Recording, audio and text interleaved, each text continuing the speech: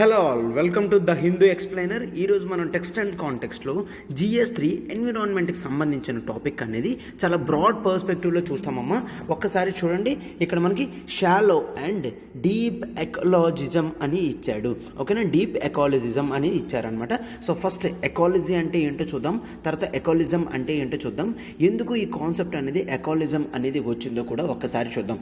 And okay, so ఇక్కడ జనరల్గా చూడమ్మా, ఇక్కడ మనం అంతకుముందు ఒకసారి మనం exclusive offer for working professionals అనేది తీసుకొని రావడం జరిగింది. ఓకే, వర్కింగ్ ప్రొఫెషనల్స్ వాళ్ళు లైవ్ క్లాసెస్ వెళ్ళారు కాబట్టి వాళ్ళ గురించి కేవలం రికార్డెడ్ క్లాసెస్ అనేది మనం తీసుకొని రావడం జరిగింది.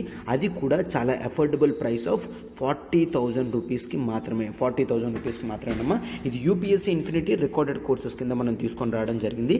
ఇక్కడ మనకి జనరల్ స్టడీస్ ఉంటాయి, ప్రిలిమ్స్ ప్లస్ మెయిన్స్ కాంప్రహెన్సివ్గా కవర్ అయిన GS 1, 2, 3, 4 కవర్ అవుతుంది, CSAT కవర్ అవుతుంది, test series both prelims and mains test series అనేవి కంప్లీట్ అవుతాయి, అండ్ డైలీ కరెంట్ అఫైర్స్ అనేది అండ్ ఆన్సర్ రైటింగ్ అనేది కూడా కవర్ అవుతుంది. ఒక్కసారి చూడమ్మా, అంటే మీ స్టాటిక్ పార్ట్ అంతా రికార్డెడ్ క్లాసెస్ కవర్ అయిపోతుంది, and dynamic part like daily current affairs ఇక్కడ రైట్ సైడ్లో చూసారు కదమ్మా, కాంప్రహెన్సివ్ కరెంట్ అఫైర్స్ కోర్స్ ఉంది, అది వర్త్ 6,000ది యాడ్ అవుతుంది, and answer writing session worth 6,000ది, 12,000ది రెండు కూడా ఈ 40,000లో ఇంక్లూడ్ అయిపోతుంది. ఓకేనా, అంటే మీకు చాలా అఫోర్డబుల్ ప్రైసెస్తోనే ఇది ఇవ్వడం జరుగుతుందమ్మా. ఇది కూడా ఈ ప్రోగ్రామ్ కూడా వ్యాలిడిటీ టిల్ 14th May వరకు మాత్రమే.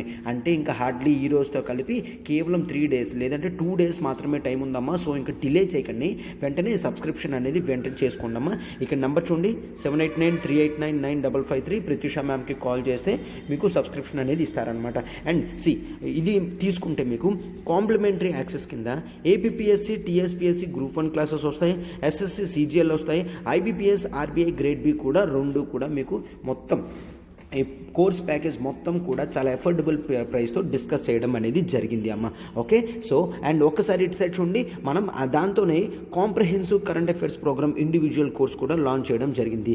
This would act as one stop solution for your whole things అనమాట. అంటే బోత్ ప్రిలిమ్స్ కానీ మెయిన్స్లో కానీ కరెంట్ అఫైర్స్ అనేది కంప్లీట్గా కవర్ అయిపోతుంది.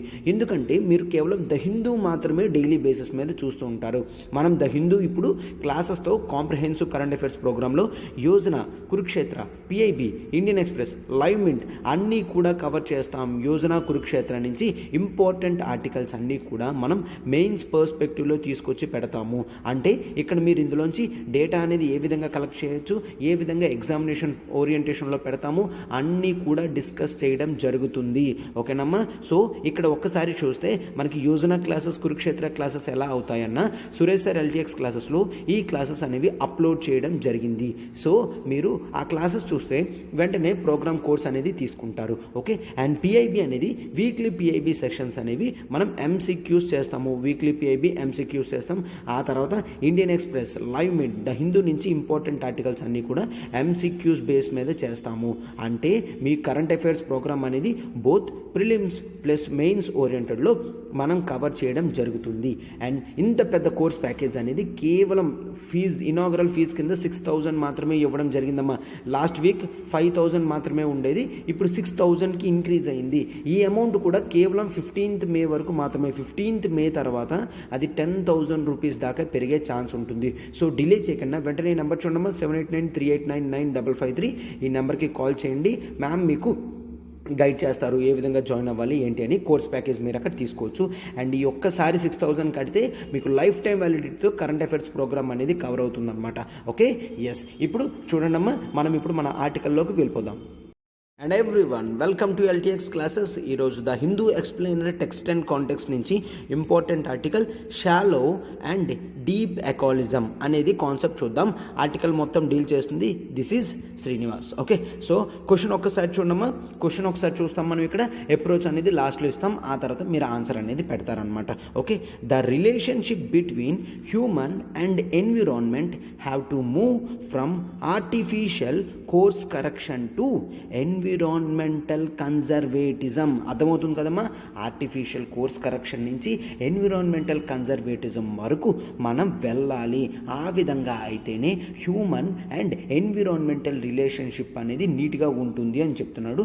అండ్ అది కూడా ఇన్ ట్రూ స్పిరిట్ అని ఇవ్వడం జరిగింది. Okay, explain. Okay, this is 150 word 10 mark answer కింద రాయండి. 10 మార్క్ ఆన్సర్. ఓకే, సో ఇంకా డిలే చేయకుండా మనం ఆర్టికల్లోకి వెళ్ళిపోదాం. చూడండి అమ్మా, మన ఆర్టికల్ చూడమ్మా, షాలో అండ్ డీప్ ఎకాలజిజం అని ఇవ్వడం జరిగింది. ఇక్కడ చూసారు కదమ్మా, ఇదంతా కూడా ఏంటి అంటే this is not garbage or drainage, this is Yamuna river. Yamuna river అనమాట. ఈ యమునా రివర్ అనేది ఎట్లా అయిపోయిందో చూసారు కదమ్మా. ఇది ఢిల్లీ దగ్గర ఉండడం వలన చుట్టుపక్కల ఉన్న ఇండస్ట్రీస్ పొల్యూషన్స్ అంతా కూడా ఈ యమునా రివర్లో కలవడం వలన ఫోమ్ అనేది ఫామ్ అయిపోయింది. Okay, what is this? Foam. ఈ ఫోమ్ అనేది it represents the pollution, the content of pollution that is in that Yamuna river అనేది చూస్తామన్నమాట. సో ఈ విధంగా అయినప్పుడు హ్యూమన్స్ అనేవాళ్ళు చాలా జాగ్రత్తగా ఉండాలి. ఓకేనా? So the concept of things అన్నీ కూడా మనం ఇక్కడ చూస్తాము. ద కాన్సెప్ట్స్ ఆఫ్ ఇకాలజీ కానీ అసలు ఎందుకు స్టార్ట్ అయింది ఏంటో కూడా మొత్తం మనం ఓవరాల్గా చూద్దాం. ఒకసారి చూడమ్మా. ఓకే, ఫస్ట్ ఆఫ్ ఆల్ అందరం కూడా ఇన్ జనరల్గా ఎన్విరాన్మెంట్ గురించి చూడాలి. ఎందుకంటే మనందరం కూడా ఇన్ ఏ వే ఎన్విరాన్మెంట్కి లింక్ కాబట్టి మనం ఎన్విరాన్మెంటల్ గురించి చూడాలి. ఆ కాన్సెప్ట్ నుంచే మనకి ద కాన్సెప్ట్ ఆఫ్ ఎకాలజీ అనేది రావడం జరిగింది. ఎకాలజీ అంటే ఏంటి అంటే the relationship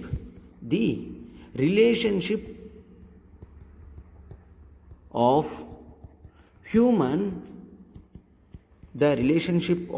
human and environment అని చూస్తాము. అంటే మనిషికి ప్రకృతికి ఉన్న లింక్నే ఇకాలజీ అనేది చూస్తుంది అనమాట. అంటే how humans interact with environment. ఇక్కడ ఇంటరాక్షన్ విత్ ద ఎన్విరాన్మెంట్ అంటే మనం సాయిల్ యూస్ చేస్తున్నాం, రైట్? ఎయిర్ ఊపిరి తీసుకుంటున్నాము అండ్ వాటర్, ఇవన్నీ కూడా యూస్ చేస్తున్నాం. ఇవన్నీ కూడా థింగ్స్ ఆఫ్ ఎన్విరాన్మెంట్ కాబట్టి మనం హ్యూమన్స్ అనే వాళ్ళం ఎన్విరాన్మెంట్తో ఎటువంటి రిలేషన్ తీసుకుంటున్నామో చూస్తే దాన్నే ఎకాలజీ అని అంటారు.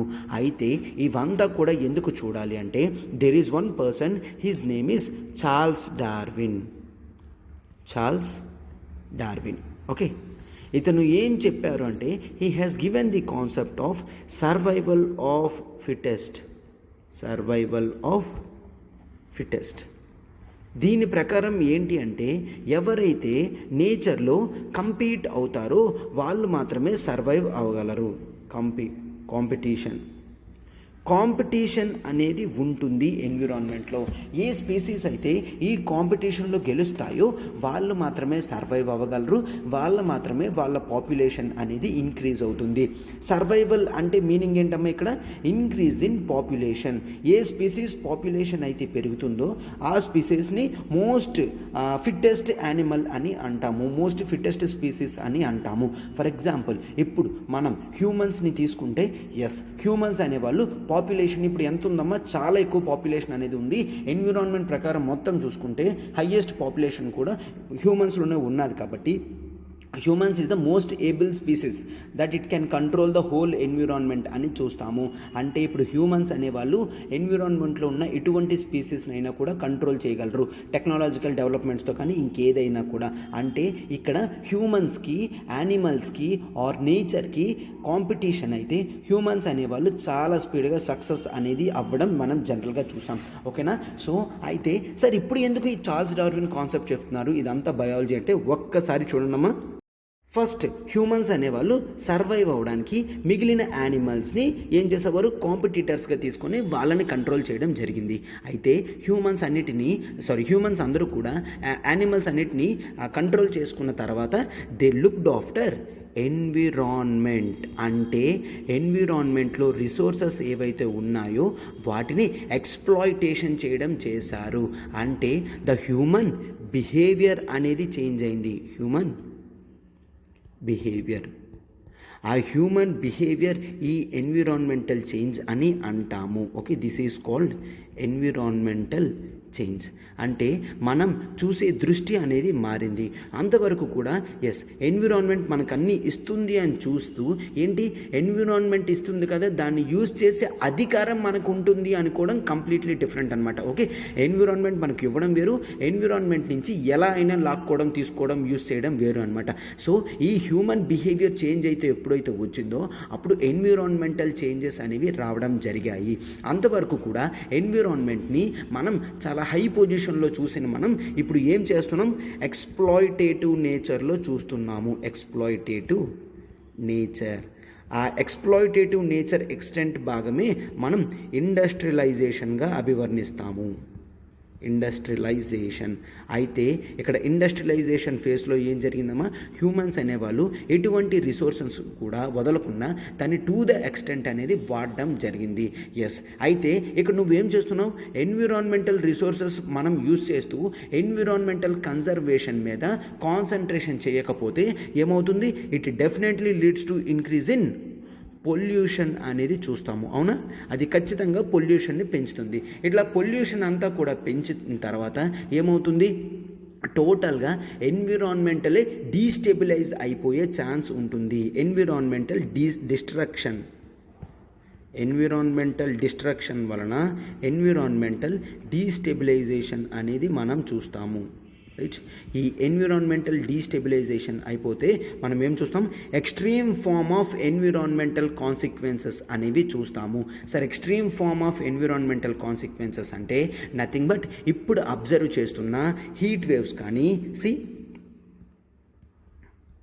ఇప్పుడు అబ్జర్వ్ చేస్తున్న హీట్ వేవ్స్ కానీ ఆర్ గ్లోబల్ వార్మింగ్ కానీ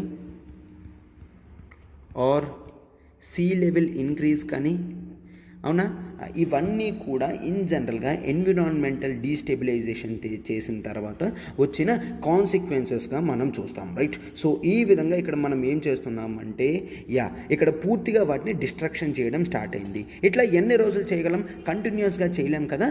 ఎస్, అయితే ఆ తర్వాత ఏమైందో చూడండి. ఎన్విరాన్మెంటల్ డీస్టెబిలైజేషన్ ఇంపాక్ట్ అనేది హ్యూమన్స్ అందరికీ ఒకటే అయినప్పటికీ దాని ఎక్కువ కాజ్ అనేది వల్నరబుల్ పీపుల్ అనేవాళ్ళు అనుభవిస్తున్నారు. వల్నరబుల్ పీపుల్ ఎందుకంటే రిచ్ పీపుల్ దగ్గర ఆల్రెడీ అమౌంట్స్ ఉన్నాయి కాబట్టి, ఫండ్స్ ఉన్నాయి కాబట్టి ఏ డిస్ట్రక్షన్ వచ్చినా కూడా వెంటనే సాల్వ్ చేసుకోగలరు. బట్ పూర్ కంట్రీస్ పరిస్థితి ఏంటి అంటే వల్నరబుల్ పీపులే ఎక్కువ సఫర్ అవుతున్నారు అని చూస్తామన్నమాట. అప్పుడు ద కాన్సెప్ట్ ఆఫ్ ఎకాలజిజం అనేది పాలిటిక్స్లో రావడం జరిగింది. ఓకేనా, అంటే ఎన్విరాన్మెంటల్ కాన్సెప్ట్ అనేది పాలిటిక్స్లో రావడం జరిగింది. ఎందుకంటే హ్యూమన్ బిహేవియర్ అనేది చేంజ్ అవ్వడం వలన, వాళ్ళ ఓరియంటేషన్ అనేది చేంజ్ అవ్వడం వలన they completely change the picture. ఏంటి ఇక్కడ పాలిటిక్స్లో ఎందుకు వచ్చిందంటే ఎకాలజిజంని మనం ఏ విధంగా చూస్తున్నాం, ఎకాలజీని ఒక ఎకనామికల్ ప్రాస్పెక్టివ్గా చూస్తున్నాము. ఎప్పుడైతే ఎన్విరాన్మెంట్ని మనం ఇన్ ద వ్యూ ఆఫ్ ఎకానమీలో చూస్తామో అప్పుడు మనం దాన్ని ఎక్స్ప్లాయిటేటివ్ నేచర్గానే చూస్తాము.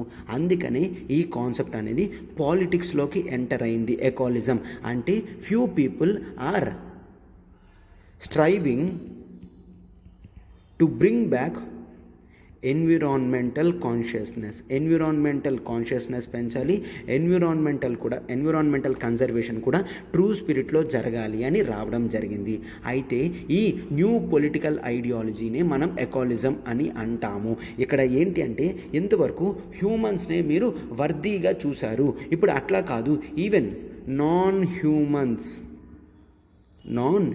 హ్యూమన్స్ కూడా వర్దీ మోరల్ కన్సిడరేషన్ కింద చూస్తాము. మోరల్ కన్సిడరేషన్ అంటే ఎన్విరాన్మెంట్ ఉందంటే కేవలం హ్యూమన్స్ గురించి మాత్రమే కాదు, ఎన్విరాన్మెంట్ అనేది మనం నాన్ హ్యూమన్స్ గురించి కూడా చూస్తాము. మోరల్ కన్సిడరేషన్ వాళ్ళని కూడా హ్యూమన్స్తో సమానంగా చూస్తాము, అప్పుడు మాత్రమే వాటికి రెస్పెక్ట్ అనేది పెరుగుతుంది కదమ్మా. సో ఈ విధంగా ఎకాలిజం అనేది రావడం జరిగింది. ఎస్, ఈ ఎకాలిజం అనేది బోత్ బయోలాజికల్ ప్లస్ ఎకనామికల్ ఆస్పెక్ట్లో మనం చూడడం జరిగింది. ఎకనామిక్ ఆస్పెక్ట్లో ఏంటమ్మా, ఎన్విరాన్మెంట్ని ఎక్స్ప్లోయిటేషన్ చేయడం. బయాలజికల్ కాన్సెప్ట్ ఏంటమ్మా, ద కాన్సెప్ట్ ఆఫ్ బయోడైవర్సిటీ కానీ హ్యూమన్ లైఫ్ కానీ ఇవన్నీ కూడా ఇన్ జనరల్గా చూస్తామన్నమాట. క్లియర్? సో ఈ విధంగా ఇవన్నీ కూడా మనం చూడడం అనేది జరుగుతుంది. ఈ ఎకాలజిజంలో ద కాన్సెప్ట్ ఆఫ్ గ్రీన్స్ అనేది రావడం జరిగింది. అది ఒక పొలిటికల్ ఆర్గనైజేషన్ గ్రూప్. ప్రపంచం అంతా కూడా ది ఎన్విరాన్మెంటల్ డీస్టెబిలైజేషన్ యొక్క కాన్సిక్వెన్సెస్ అనేది ప్రపంచం అంతా చూస్తుంది. సో ప్రపంచంలో ఉన్న vulnerable people and environmental activist వాళ్ళు ఒక గ్రీన్ కార్ప్స్ కింద స్టార్ట్ అయ్యారు, గ్రీన్ గ్రూప్ కింద స్టార్ట్ అయ్యారు అని చూస్తామన్నమాట. అంటే ఇక్కడ ఎకాలజీ వాళ్ళు హోల్ పర్స్పెక్టివ్లో చూడడం అనేది జరుగుతుంది. అంటే they take consideration of social, economic, political అనేది మనం చూస్తాము. Whole concept of social, economic, political అనేది చూస్తాము అనమాట. ఓకే, సో అయితే సెంట్రల్ ఫీచర్ ఆఫ్ ఎకాలజిజం ఏంటి అంటే ఒక్కసారి చూడమ్మా. సెంట్రల్ ఫీచర్ ఆఫ్ ఎకాలజిజం, దీని సెంట్రల్ ఫీచర్ ఏంటి అంటే మనము హ్యూమన్స్ అనేవాళ్ళు వాళ్ళ ఓరియంటేషన్ అనేది చేంజ్ అవ్వాలి అండ్ నేచర్ని మనం ప్రతి హ్యూమన్ బీయింగ్తో ఇంటర్ కనెక్టెడ్గా చూడాలి.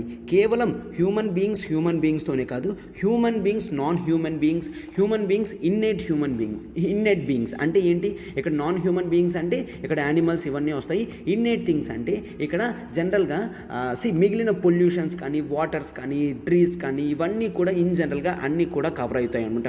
వీటన్నిటితో కూడా నేచర్ అనేది ఇంటర్ కనెక్టెడ్ హోల్ అని చూస్తాము. అండ్ ఇట్ ఎంబ్రేసెస్ అంటే it supports the life of human, non human and innate things.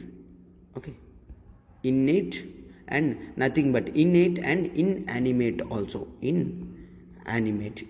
Okay, ఈ థింగ్స్ అన్నిటిని కూడా జాగ్రత్తగా చూసుకుంటుంది అని చూస్తున్నాం అనమాట. అండ్ ఇప్పుడు ఫర్ ఎగ్జాంపుల్ ఇప్పుడు చూడండి, ఏదైనా ఒక స్పీసీస్ అనేది చనిపోయింది అనుకోండి, ఆ స్పీసీస్ చనిపోతే మనం ఏంటి, ఒక స్పీసీస్ చనిపోవడం వలన హ్యూమన్స్కి కూడా లాస్ వస్తుంది అనేది ఎప్పుడైతే మనం అబ్జర్వ్ చేస్తామో అప్పుడే ద కాన్సెప్ట్ ఆఫ్ ఎకాలజిజం అనేది వస్తుంది.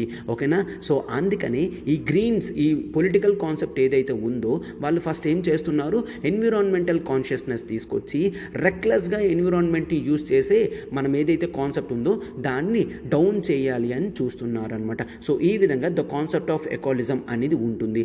అయితే ఇప్పుడు ఆర్టికల్లో ఏం చెప్తున్నారంటే మనం హీట్ వేవ్స్ అనేవి అబ్జర్వ్ చేస్తున్నాం. ఆ హీట్ వేవ్స్ అనేది లాంగ్గా వస్తున్నాయి. అండ్ ఇదేనా ఫస్ట్ టైం హీట్ వేవ్స్ రావడం అంటే నో, ఇండియాకి హీట్ వేవ్స్ అనేది సమ్ హండ్రెడ్స్ ఆఫ్ ఇయర్స్ నుంచి తెలుసు. బట్ ఇంత ఎక్స్టెంట్గా, ఇంత ఎక్కువగా, ఇంత డిగ్రీనెస్తో పెరుగుతూ ఇప్పుడే రావడం అనేది హ్యూమన్స్ చూస్తున్నారు. అంటే వీళ్ళ ఎట్లాగా ఎక్స్ప్లాయిటేషన్ ఎన్విరాన్మెంట్ని చేస్తున్నామో అదంతా కూడా అబ్జర్వ్ చేస్తున్నాం అని అంటున్నారు అనమాట. అయితే ఇప్పుడు ఈ ఎకాలజిజం కాన్సెప్ట్లో 2 కాన్సెప్ట్స్ అనేవి ఉంటాయి అని చెప్పడం జరిగింది. అవేంటో చూడమ్మా. ఎకాలజిజం, ఓకే, ఈ ఎకాలజిజంలో మనకి 2 కాన్సెప్ట్స్ అనేవి ఉంటాయి. ఒకటి షాలో ఎకాలజిజం అండ్ మరొకటి deep ecologism. Shallow ecologism and deep ecologism అనమాట. ఓకే, సో అయితే వీటి గురించి ఫస్ట్ తీసుకొచ్చింది ఎవరంటే there is one person that is called, he is a Norwegian philosopher, ఒక నార్వేజియన్ ఫిలాసఫర్ అనమాట. అతని పేరు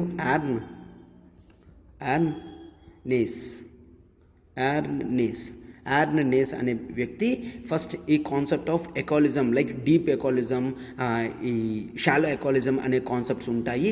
అండ్ అయితే ఇక్కడ ఎవరు దేన్ని తీసుకోవాలి అని చూస్తున్నారనమాట. ఇక్కడ ఇతను ఏం చేశారంటే beyond the concept of pollution and conservation movements అనేవి చూడడం జరిగింది. అంతవరకు కూడా ఏమైందమ్మా, ప్రతి ఒక్కరూ కూడా పొల్యూషన్ పెరుగుతుంది, పొల్యూషన్ తగ్గించుకోవాలి, కన్జర్వేషన్ పెంచుకోవాలని మాత్రమే చెప్పడం జరిగింది. బట్ ఇతని ఓరియంటేషన్ ఏంటి అంటే నువ్వు కేవలం దాని గురించి ఫైట్ చేస్తే సరిపోదు, you have to fight for role of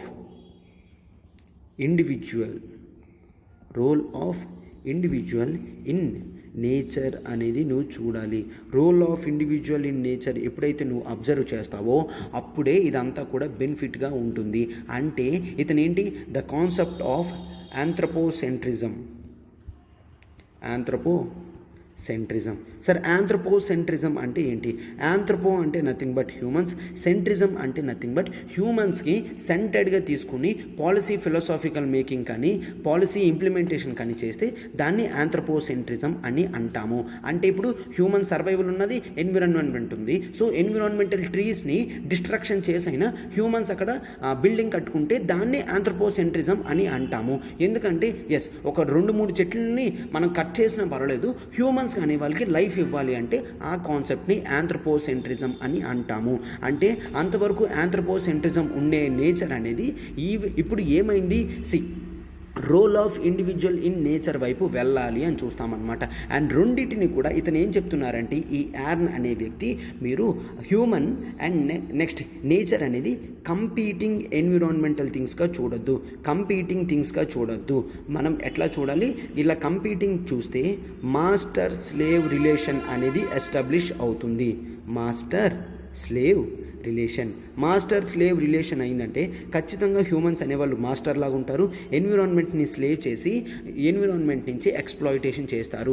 long టర్మ్లో ఎన్విరాన్మెంటల్ వల్ల చేంజెస్ వస్తాయి, కాదనట్లేదు. బట్ షార్ట్ టర్మ్లో హ్యూమన్స్ అనేవాళ్ళు ఖచ్చితంగా ఎన్విరాన్మెంట్ని స్లేవ్ లాగా చూసే ఛాన్స్ ఉంటుంది. ఓకేనా? సో అతను అందుకనే the concept of shallow ecologism and deep ecologism అనేది ఉంటుంది అని క్లియర్గా చెప్పడం జరిగింది అనమాట. అయితే షాలో ఎకాలిజం అంటే ఏంటో చూడండమ్మా. షాలో ఎకాలిజం. షాలో ఎకాలిజంలో మనం ఏం చూస్తామంటే ద థింగ్స్ లైక్ జనరల్గా పెరిఫెరల్గా చెప్తామన్నమాట. అంటే నథింగ్ బట్ దీన్ని ఫ్యాషనబుల్ ఫైట్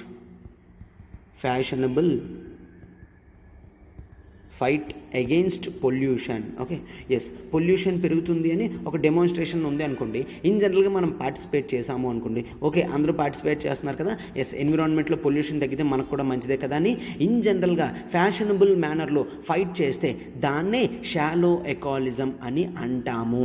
ఓకేనా? సో ఇది ఎక్కువ రోజులు ఉంటుందా అంటే ఇది ఖచ్చితంగా ఎక్కువ రోజులు ఉండదు. ఓకే, దీని ఎక్స్పోనెంట్స్ ఏం చెప్తారంటే మన ప్రెజెంట్ లైఫ్ స్టైల్ అనేది చాలా ఇంపార్టెంట్.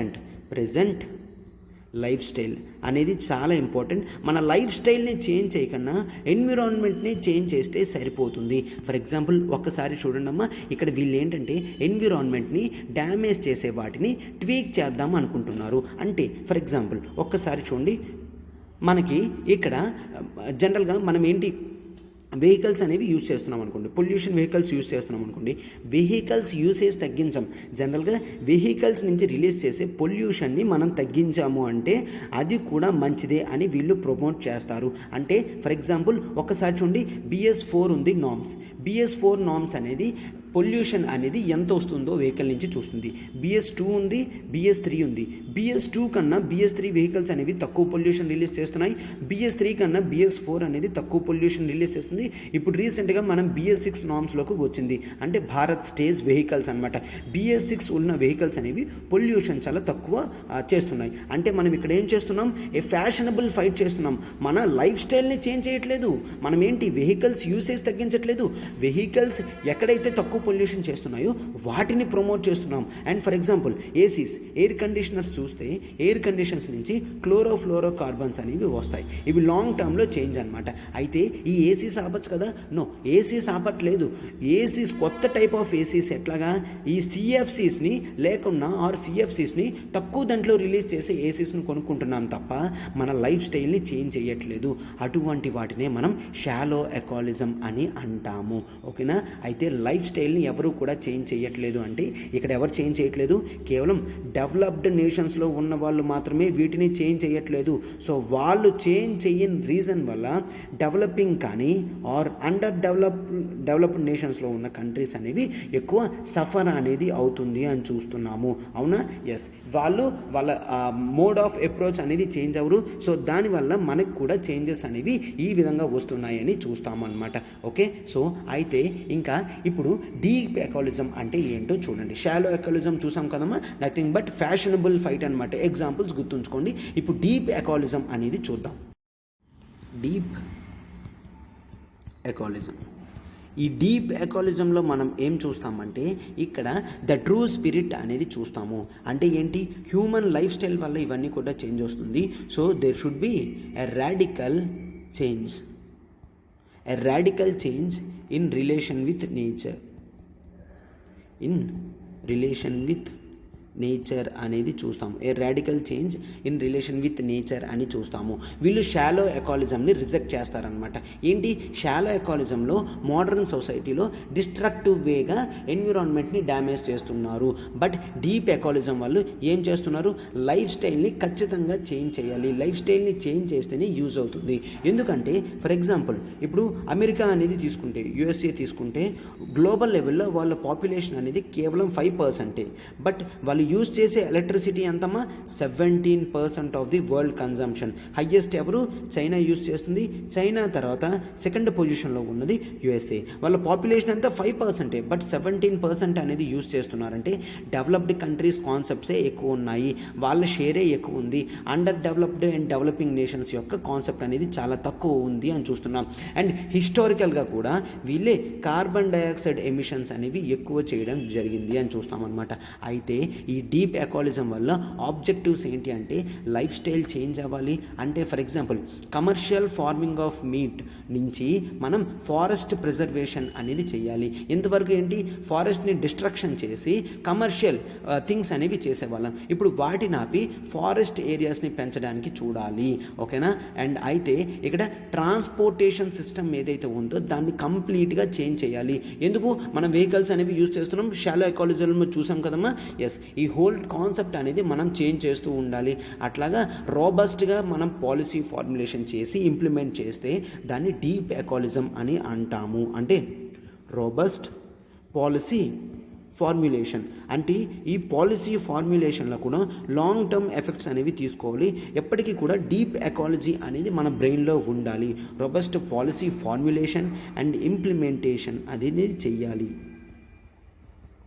ఓకే, ఈ విధంగా చేస్తేనే మనకి చేంజ్ ఉంటుంది అని చూస్తాం. సో ఇతను ఈ నేస్ అనేవాళ్ళు అతను ఏం చెప్పడం జరిగిందంటే ప్రజల యొక్క టెక్నికల్ స్కిల్స్ అండ్ ఇన్వెన్షన్స్ అనేవి ఎట్లా చేంజ్ అవ్వాలంటే ఎకాలజీతో లింక్ అండ్ సింక్ అయ్యేటట్టు చేయాలి. టెక్నికల్ స్కిల్స్ కానీ ఇన్వెన్షన్ స్కిల్స్ కానీ ఎకాలజీని ఒక దృష్టిలో పెట్టుకొని చేయాలి. అంటే ఒక కొత్త ఇన్వెన్షన్ వచ్చింది, ఆ కొత్త ఇన్వెన్షన్ అనేది ప్రజలందరికీ చాలా ఇంపార్టెంట్, బట్ ఎన్విరాన్మెంటల్ డ్యామేజ్ చేస్తుంది అంటే అటువంటి వాటిని ఎంకరేజ్ చేయకూడదు. ఎందుకంటే ఎకలాజికల్ ప్రయారిటీస్ అనేవి ఖచ్చితంగా ఇవ్వాలి. అప్పుడు మాత్రమే మనం Charles Darwin of survival of fittest నుంచి లివ్ అండ్ లెట్ లివ్ పాలసీకి వెళ్తాము. Live and let live, survival of ఫిట్టెస్ట్లో కాంపిటీషన్ ఉంటుంది. సో అప్పుడు నువ్వు ఉంటావా నేను ఉంటావా అనేది చూడడం. But live and let live ఏంటి అంటే నువ్వు ఉంటావు నేను కూడా ఉంటాను, ఇద్దరం కలిసి ఎన్విరాన్మెంట్లో ఉంటాము అని చెప్తే దాన్ని live and let live policy అని అంటాము. ఓకేనా. సో ఈ విధంగా మనం హోల్ కాన్సెప్ట్ ఆఫ్ ఈ షాలో ఎకాలజంలో చూసే the narrow concept of pollution and conservation movements అనేవి కాకుండా ఇన్ ట్రూ స్పిరిట్గా హోల్ కాంటెక్స్ట్గా మనం radical change in our lifes and our orientation, policy formulation and implementation, even technical skills ఇవన్నీ కూడా చేస్తాము. సో అయితే ఇంత జరగాలి అంటే మనం పాలసీ ఫార్ములేషన్ను సెంట్రలైజ్డ్ పాలసీ ఫార్ములేషన్ అనేది పనికిరాదు. సెంట్రలైజ్డ్ పాలసీ ఫార్ములేషన్ అనేది ఖచ్చితంగా పనికిరాదు. ఏం పనికి వస్తుందమ్మా, ఇక్కడ ఖచ్చితంగా local level views and aspirations అనేవి తీసుకోవాలి. అండ్ లోకల్ లెవెల్ వ్యూస్ అనేవి గ్రౌండ్ లెవెల్లో ఉంటాయి కాబట్టి ఖచ్చితంగా ఏ విధంగా ఇంప్లిమెంటేషన్ జరుగుతుంది, ఏ విధంగా చేస్తే మంచిదే అనేది వాళ్ళకి క్లియర్గా జరుగుతుంది. ఓకే, పైనుంచి ఇంప్లిమెంటేషన్ రాకూడదు, కింద నుంచి ఇంప్లిమెంటేషన్ అనేది రావాలి. డౌన్ లెవెల్ నుంచి లోకల్ లెవెల్ నుంచి కూడా కోయిలేషన్తో ఈ విధంగా రావాలి అని చూస్తాము. అప్పుడే మనకి ఎన్విరాన్మెంట్ మీద ఉన్న వేగ్ అప్రోచ్ అనేది క్లోజ్ అవుతుంది, ఎన్విరాన్మెంటల్ కాన్షియస్నెస్ అనేది పెరుగుతుంది. ఓకేనమ్మా. ఆర్టికల్ అనేది ఇన్ డీటెయిల్డ్గా ఇన్ లెంత్గా డిస్కస్ చేయడం జరిగింది. ఇంపార్టెంట్ పాయింట్స్ డిస్కస్ చేసినవన్నీ కూడా మీరు రాసుకుంటే మీకు యూజ్ అవుతుంది అనమాట. ఓకే, ఇప్పుడు మనం మన క్వశ్చన్లోకి వెళ్ళిపోదాం. చూడండి అమ్మా. క్వశ్చన్ చూడండి, ద రిలేషన్షిప్, ఇప్పుడు అర్థమైంది కదమ్మా, relationship between human and environment have to move from artificial course correction to environmental conservatism అనేది so in true spirit explain అని చెప్పడం జరిగింది. అయితే ఇప్పుడు మనం ఏవేవైతే పాయింట్స్ డిస్కస్ చేసామో అవన్నీ మీరు రాస్తే సరిపోతుంది. ఇంట్రడక్షన్లో Charles Darwin concept of survival of fittest అని చూస్తారు. ఇందులో హ్యూమన్స్ అనేవాళ్ళు నేచర్ని ఇప్పుడు కాంపిటేటివ్గా తీసుకొని ఈ నేచర్ని ఎక్స్ప్లాయిటేషన్ చేస్తున్నారు అని చూస్తాము. అయితే బాడీలో ఏం చూస్తామంటే పోస్ట్ ఇండస్ట్రియలైజేషన్ తర్వాత ఏమైందో చేస్తాము. అండ్ ఎన్విరాన్మెంటల్ కాన్షియస్నెస్ అనేది 1970s 80s 90s తర్వాత పెరగడం జరిగింది. సో ఇప్పుడు మనం ఏం చేస్తున్నాం, కేవలం ఆర్టిఫిషియల్ కోర్స్ కరెక్షన్ చేస్తున్నాము. సో ఖచ్చితంగా ఆర్టిఫిషియల్ కోర్స్ కరెక్షన్ మెషర్స్ ఏంటో చూడండి అమ్మా. అంటే ఏంటి, ఇప్పుడు ఇందాక ఇచ్చాం కదమ్మా, వెహికల్స్ అనేవి యూజ్ చేస్తాము. పొల్యూషన్ ఎక్కువ రిలీజ్ చేసే వెహికల్స్ ఉంటే తక్కువ పొల్యూషన్ రిలీజ్ చేసే వెహికల్స్ అనేవి చూస్తాం. ఇది నథింగ్ బట్ కోర్స్ కరెక్షన్ అని అంటారు, అంతేగాని క్లియర్ కట్గా మనము ఒక కొత్త అప్రోచ్ తీసుకొచ్చాము అని అన్నాము. Okay, so and next ACs use చేస్తే సిఎఫ్సీస్ తగ్గించాలి అని యూజ్ చేస్తున్నాం. ఈ విధంగా చూస్తున్నాం అంతే తప్ప pure form of environmental conservatism అనేది చూడట్లేదు. అయితే ఇప్పుడు ఎన్విరాన్మెంటల్ కన్జర్వేటిజం అని పెట్టి the concept of deep ecology discusses with this అని రాసి డీప్ ఎకాలజీ అంటే ఏంటో, డీప్ ఎకాలజిజం అంటే ఏంటో కూడా రాస్తారు. ఇట్లా రాస్తే మీకు ఆన్సర్ అనేది కంప్లీట్గా కాంప్లిమెంట్ కింద అవుతుందన్నమాట. అండ్ నెక్స్ట్ కన్క్లూషన్ అనేది బ్యూటిఫుల్గా రాస్తే బాగుంటుందన్నమాట. కన్క్లూషన్ ఎప్పుడు కూడా ప్రాస్పెక్టివ్గా ఉండాలి కదమ్మా. సస్టైనబుల్గా ఎన్విరాన్మెంట్ ఉండాలి. ఎన్విరాన్మెంటల్ ఎఫెక్ట్స్ అనేవి హ్యూమన్స్కి ఎటువంటి ఇబ్బంది కూడా కలగకుండా ఉండాలి అంటే ఖచ్చితంగా ప్రాస్పెక్టివ్ డెసిషన్స్ అనేది తీసుకోవాలి హ్యూమన్స్ అనేవాళ్ళు జనరల్గా చూస్తామన్నమాట. ఓకే, సో ఈ విధంగా ఉంటుంది అని జనరల్గా చూస్తాం. సో ఇప్పుడు మనం టోటల్ అంతా కూడా డిస్కస్ చేయడం జరిగింది అమ్మా. మన ప్రతి ఆర్టికల్ వెనకాతన హార్డ్ వర్క్ అనేది ఉంటుంది. మీరు దాన్ని అప్రిషియేట్ చేస్తారని మేము అనుకుంటున్నాము. సో లైక్ బటన్ హిట్ చేయండి, ఫెలో ఆస్పిరెంట్స్కి షేర్ చేయండి అమ్మా. అండ్ ఈరోజు క్వశ్చన్ చూడండి, ఇదంతా కూడా ఎన్విరాన్మెంటల్ రిలేటెడ్ థింగ్స్ కాబట్టి so just write what about link between SDG goals and deep ecologism అనేది రాయండమ్మా. ఇంటర్లింక్ చేయండి. మనకి ఎస్డిజి గోల్స్ అనేవి 17 ఉన్నాయి కదా, ఆ 17 ఎస్డిజి గోల్స్లో మనం ఏ గోల్స్ జనరల్గా ద కాన్సెప్ట్ ఆఫ్ డీప్ ఎకాలజిజంని ప్రమోట్ చేస్తున్నాయో కాస్త థింక్ చేసి రాయండి. ఓకే, మీరు గోల్స్ అన్నీ చూస్తే ఒక్కసారి అర్థమవుతుంది మీకు. సో ఆ link between SDG goals and deep ecologism ఏంటో రాయండి. అంటే ఏ గోల్స్ లింక్ అవుతుందో రాయండి. నేను వాటిని ఆన్సర్ కూడా కామెంట్ బాక్స్లో పెడతాను. ఓకేనా, సో మీరు ఒకసారి దాన్ని ఆన్సర్ చేయండి, దానికి నేను రిప్లై అనేది మీకు ఇస్తాను. Okay, yes. చూడమ్మా, మనం ఎల్టీఎక్స్ క్లాసెస్ నుంచి బ్యూటిఫుల్ కోర్స్ ప్యాకేజ్ అనేది తీసుకొని రావడం జరిగింది. అంటే చాలామంది డిగ్రీ తర్వాత ప్రిపరేషన్ అనేది స్టార్ట్ చేస్తున్నారు. బట్ మన ఛాన్సెస్ ఆఫ్ సక్సెస్ అనేది ఎర్లీగా రావాలి అంటే ఎర్లీ ప్రిపరేషన్ అనేది ఉండాలి. ఎర్లీ ప్రిపరేషన్ ఉండాలి అంటే అందుకనే మనం డిగ్రీ ప్లస్ ఐఏఎస్ అనేది తీసుకొని రావడం జరిగింది. డెడికేటెడ్గా డిగ్రీ క్లాసెస్ కంప్లీట్ చేస్తూ మనం సివిల్స్ ఓరియంటేషన్లో దీన్ని పెడుతున్నాం. ఎక్కడ స్టార్ట్ చేస్తున్నాం, ఇది విశాఖపట్నంలో స్టార్ట్ చేస్తున్నామమ్మా. Under the guidance of Suresh sir ఇప్పుడు కూడా విశాఖపట్నంలో ఉంటారు. అతని గైడెన్స్తో మనం డిగ్రీ ప్లస్ ఐఏఎస్ అనేది డెడికేటెడ్ క్లాసెస్ అనేది తీసుకొస్తున్నాం. అది కూడా చాలా మినిమల్ ఫీజుతో, అంటే ఫీజ్ ఆఫ్ 80,000తో మాత్రమే మనం తీసుకొని రావడం జరిగింది. ఇక్కడ మీకు డైలీ బేసిస్ మీద డిగ్రీ క్లాసెస్ అవుతాయి అండ్ సివిల్స్ క్లాసెస్ కూడా మనం కాంప్రహెన్సివ్గా ఫస్ట్ ఇయర్లో ఏం డిస్కస్ చేయాలి, సెకండ్ ఇయర్లో ఏం డిస్కస్ చేయాలి, థర్డ్ ఇయర్లో ఏం డిస్కస్ చేయాలని కూడా పూర్తిగా ఇవ్వడం అనేది జరుగుతుంది. ఓకేనా, అండ్ మీకు ఏ ఫర్దర్ ఇన్ఫర్మేషన్ కావాలన్నా ఇక్కడ నెంబర్ చూడమ్మా, 7893899553. అక్కడ మీరు మాట్లాడచ్చు ప్రత్యూష మ్యామ్తో, ఆర్ మీరు విశాఖపట్నం బ్రాంచ్కి విజిట్ అయినా కూడా సార్తో మీరు డిస్కస్ చేయొచ్చు అనమాట. అండ్ ఈ ఫీజు 80,000 అనేది మంత్లీ 10,000 చొప్పున 8 months కడితే క్లియర్ అయిపోతుంది అనమాట.